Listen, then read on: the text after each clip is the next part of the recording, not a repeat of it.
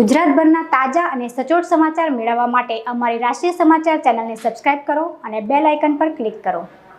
સુરતના અમરોલી ખાતે આવેલ સ્વસ્તિક રો હાઉસમાં રામ મંદિરના પ્રાણ પ્રતિષ્ઠા મહોત્સવને લઈ ધાર્મિક સામાજિક કાર્યક્રમનું આયોજન કરવામાં આવ્યું હતું। આજે જ્યારે સંપૂર્ણ ભારત દેશમાં શ્રી રામ મંદિરની ભવ્ય ઉજવણી થઈ રહી છે, ત્યારે સુરતના અમરોલી ખાતે આવેલ સ્વસ્તિક રો હાઉસમાં રામ મંદિરના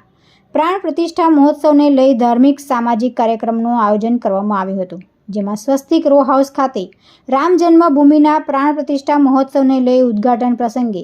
સુરત શહેર કોંગ્રેસના કાર્યકારી પ્રમુખ અશોકભાઈના હસ્તે આરતી કરવામાં આવી હતી અને સોસાયટી તેમજ આજુબાજુના વિસ્તારોના ભાવિક ભક્તો હજારોની સંખ્યામાં હાજર રહ્યા હતા, તેમજ ધામધૂમપૂર્વક રંગે ચંગે પ્રસંગ ઉજવવામાં આવ્યો હતો।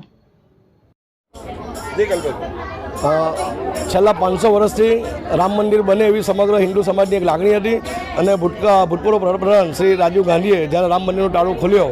એના પરિણામે આજે 500 વર્ષ બાદ હિન્દુની જે લાગણી હતી રામ મંદિર બનવાની, તે રામ મંદિરનું આજે પૂર્ણ થઈ અને ઉદ્ઘાટન જે નિમિત્તે અમરોલી સ્વસ્તિક રો હાઉસ ખાતે એમાં ભગવતી મંદિરના પટાંગણામાં રામ જન્મભૂમિનો અમે કાર્યક્રમ રાખ્યો હતો, જેમાં અમારા સુરત શહેર કોંગ્રેસના કાર્યકારી પ્રમુખ અશોકભાઈ ટુમડેભાઈ, જયેશભાઈ તેમજ સોસાયટીના અમારા સૌ સભ્યભાઈ રાજુભાઈ, કનુભાઈ, પંકજભાઈ, મહેશભાઈ સાથે મળીને આજનો પ્રસંગ ઉજવ્યો છે અને રામ મંદિરની અમને સર હિન્દુ સમાજને ખુશીની લાગણી અનુભવીએ છીએ।